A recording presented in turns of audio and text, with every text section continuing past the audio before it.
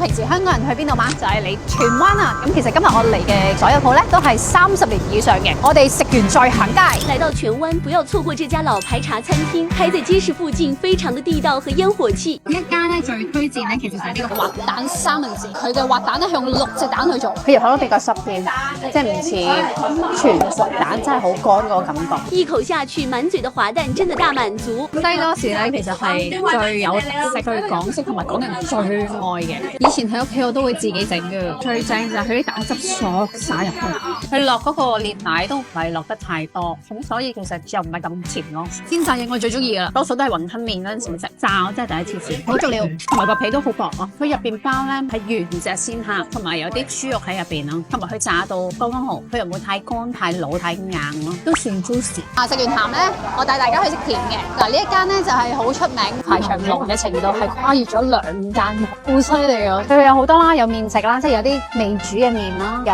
糯米糍啦，有湯圓啦、黐飯啦、雲吞水餃啦、菜餅都有。最出名嘅咧就係推薦呢個開心果糯米糍，我睇下咪真係撳足下先。原本諗住買1嚿，但係最後買咗5嚿。我買開心果啦、芝麻啦、榛子同埋呢個花生。我想試開心果先啦。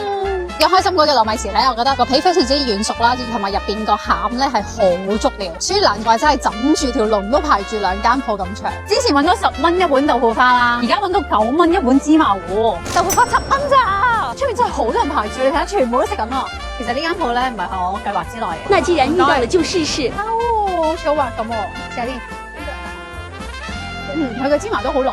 好滑啊啲豆腐花，真係幾好食。但其實傳統嘅豆腐花咧，佢係加黃糖或者薑汁啦。咁其實我冇諗過咧，加黑芝麻糊咧，其實會令到其實嗰個豆味更加香。兩個夾埋一齊個味道咧，唔會互相搶咗咯，所以好夾。食飽咗咧，就同大家行下街啦。咁啊，而家話咁快嚟到南豐紗廠。其實南豐紗廠咧係香港人有寵物，週末一定會嚟嘅地方。好多餐廳都可以同啲動物一齊坐一齊食啦。因為其實喺香港可以飲茶又帶到寵物嘅下流啦。我相信5隻手指數得晒，所以好多香港人咧都會帶自己寵物嚟嘆杯茶啦，食點心啦。因為其實香港人嘅工作嗰個速度都非常之快，咁所以呢度係比較悠閒啲啊、慢活啲啊、relax 啲，同埋呢度係比較有特色啲啦，比較文青啲啦，都有好多打卡嘅地方。就係呢條樓梯啦，正中間呢一條，好多人喺度打卡嘅。咁啊天氣比較陰啲啦，其實陽光充猛啲咧，呢度更加靚。呢度其實有好多小店啦，咁如果前面嘅話咧，有本地嘅設計師，或者有狗仔嘅用品啊、零食啊，呢度都好比較多寵物嘅嘢嘅。如果行到攰想帶手信翻去送俾朋友嘅話咧，就可以嚟呢度啦。有零食、日用百貨、玩具、模型，全部都好齊全。下一站咧就係樂安啦。咁呢度咧其實有好多各式各樣嘅相機啦，即影即有啦，去影出嚟咧非常之好睇嘅，做手信都好啱噶。如果全家一齊嚟咧，其實呢個商場入邊咧都好適合嘅，佢衣食住行咧全